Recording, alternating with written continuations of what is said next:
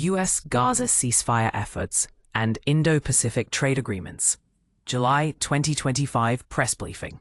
The U.S. made a striking move today to withdraw its diplomatic team from Doha after Hamas allegedly rejected ceasefire talks.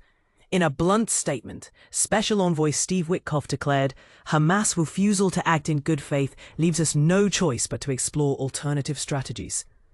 As the humanitarian crisis in Gaza intensifies, with 21 children under 5 reportedly dying from malnutrition, the administration faces scrutiny over its aid approach. Meanwhile, the US is doubling down on Indo-Pacific diplomacy, with Deputy Secretary Michael Regas reinforcing ties in Seoul and Manila to counterbalance regional tensions. Brave new trade pacts with Japan, Indonesia, and the Philippines aim to reshape geopolitical alliances. But here's where things get complicated. Critics argue the pivot risks neglecting immediate human rights emergencies closer to home. Let's dissect these developments and the contentious exchanges that followed. In Gaza, a volley of tough questions revealed fractures in policy. Reporters pressed officials on whether 90 million meals represent meaningful progress amid starvation reports, or just a band-aid on a wartime wound. Is the US doubling down on failed strategies? One journalist bluntly asked, noting that Gaza Humanitarian Foundation reaches only southern areas. Officials countered that Hamas's aid looting necessitates such measures. But behind closed doors, this approach spurs heated debates. Critics say it weaponizes starvation against civilians, while proponents insist it prevents Hamas from exploiting resources. Another flashpoint emerged when asked about US reluctance to pressure Israel over border restrictions. A reporter posed a provocative question. Are starving children a price America is willing to pay? Officials firmly deflected blame onto Hamas, maintaining the conflict's resolution hinges on the group's disarmament. Yet this stance isolates the US internationally, as nations like the UK and humanitarian groups criticize Gaza's aid bottleneck. Is the administration's narrow focus on Hamas a missed opportunity to alleviate suffering? Looking east, the Indo-Pacific strategy advances with trade pacts seen as both opportunistic and overdue. The Japan agreement, trumpeted as historic, revives economic ties strained by past tensions. Cynics argue this is theater. Proponents call it pragmatic realignment. Similarly, the Philippines deal lowers tariffs, but raises eyebrows given Duterte-era human rights concerns. With China's expanding influence overshadowing these moves, the question looms, can this patchwork of partnerships hold against regional power shifts?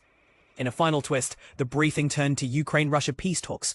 While prisoner exchanges brought glimmers of hope, analysts question whether incremental steps matter amid ongoing bombardments. One reporter cheekily framed the stalemate. Is this really progress, or just the illusion of it? Officials insisted continued dialogue remains vital, but critics see a pattern.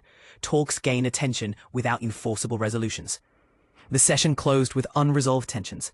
Syria's sanctions quandary, Azerbaijan-Armenia negotiations, and Tom Barrett's mysterious back-channel diplomacy. Each thread left more questions than answers. Will the US rethink its sanctions approach to aid Syrian recovery? And what of the two-state solution conference boycott? Does silence signal indifference? As the briefing concluded, the divide between policy promises and ground realities remains stark. Can America's Indo-Pacific pivot offset Gaza's agony? Only time and diplomatic ingenuity will tell. But here's the kicker. Every strategy hinges on Hamas's next move. Will the US outmaneuver them or get bogged down in endless chess moves while civilians pay the price? Trump urges Israel to finish the job against Hamas amid ceasefire talks breakdown. In a stunning reversal, President Donald Trump has urged Israel to intensify its military efforts against Hamas, just weeks after hinting at an imminent ceasefire agreement that would halt the Gaza conflict, free hostages, and allow much-needed aid to reach the starving population. This abrupt shift comes after the US determined that Hamas was neither cooperative nor acting in good faith during negotiations. Steve Witkoff, Trump's envoy to the Middle East, is now exploring alternative strategies for hostage release. Instead of pushing for a return to negotiations, Trump signaled on Friday that it was time for Israel to escalate its campaign, despite the global outcry over images of starving children in Gaza. I think they want to die, and it's very, very bad, Trump remarked, suggesting Israel should finish the job. The true motive behind Trump's change in stance remains unclear, with some speculating it could be a tactical move to break the deadlock. His comments imply minimal pressure on Israel to halt its 21-month military campaign, even as a UN official described Gazans as walking corpses. Trump refrained from detailing his recent discussions with Israeli Prime Minister Benjamin Netanyahu, only describing them as sort of disappointing.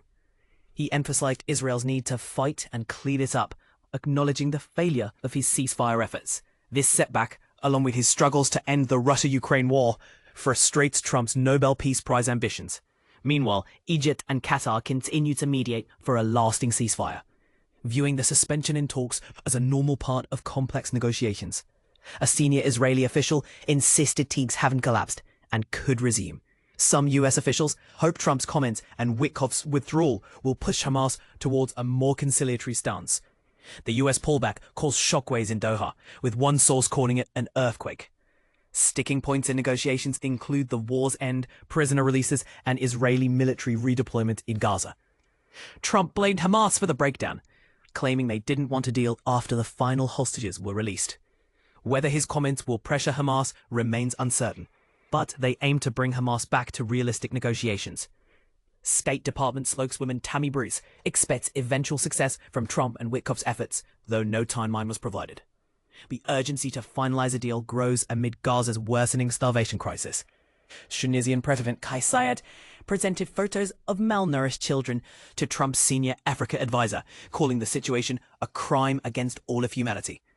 Trump accused Hamas of blocking aid distribution and highlighted the US's $60 million contribution, despite an internal review finding no widespread theft of aid. Top US allies like British Prime Minister Keir Starmer and French President Emmanuel Macron have criticized Israel's military campaign and hinted at recognizing a Palestinian state, moves Trump dismissed as insignificant. CNN's Jeremy Diamond and Jennifer Hansler contributed to this report.